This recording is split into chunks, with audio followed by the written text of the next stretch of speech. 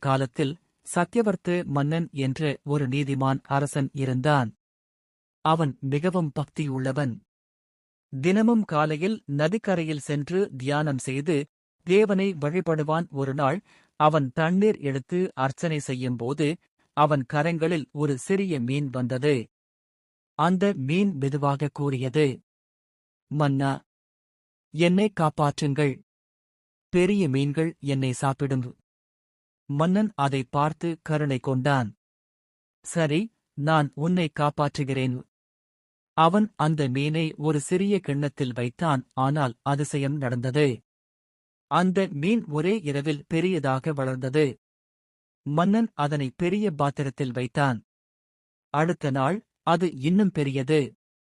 பின்னர் குளம், ஏரி, ஆறு எல்லாவற்றிலும் வைத்தான். ஆனால் மீன் வளர்ந்து கொண்டே இருந்தது. மன்னன் ஆச்சரியப்பட்டான். இது சாதாரண மீன் இல்லை, இது தெய்வம்தான். அந்த நேரத்தில் அந்த மீன் தனது உண்மையான வடிவத்தை வெளிப்படுத்தியது. அது வேறு யாருமில்லை, மட்சிய அவதாரம் எடுத்த விஷ்ணு. விஷ்ணு சொன்னார், மன்னா, விரைவில் உலகமே ஒரு பெரிய வெள்ளத்தில் மூழ்கப் போகிறது. நீ ஒரு பெரிய படகை கட்ட வேண்டும்.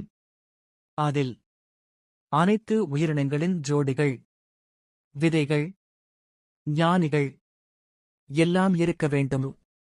மன்னன் உடனே பணிகளைத் தொடங்கினான். மன்னன் ஒரு பெரிய நாவை கட்டினான். எல்லா உயிர்களையும் சேகரித்தான். முனிவர்களையும் அழைத்தான். அனைவரும் பயத்துடன் இருந்தனர். அந்த நாள் வந்தது. மழை கொட்டிக்கொண்டே இருந்தது.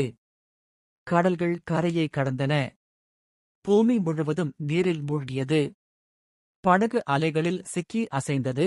அந்த நேரத்தில் ஒரு மிகப்பெரிய மீன் தோன்றியது. அது மீண்டும் மட்சிய அவதாரம். அவரது கொம்பில் ஒரு கயிறு கட்டப்பட்டது. அந்த கயிறை படகுடன் இணைத்தனர்.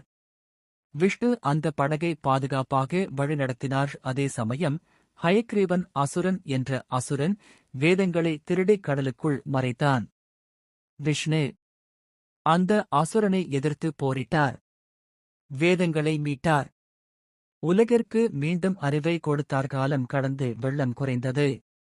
படகு ஒரு மலை மீது நின்றது. அங்கிருந்து புதிய உலகம் தொடங்கியது. விஷ்ணு மன்னனிடம் சொன்னார், நீ இப்போது புதிய மனித குலத்தின் தந்தை.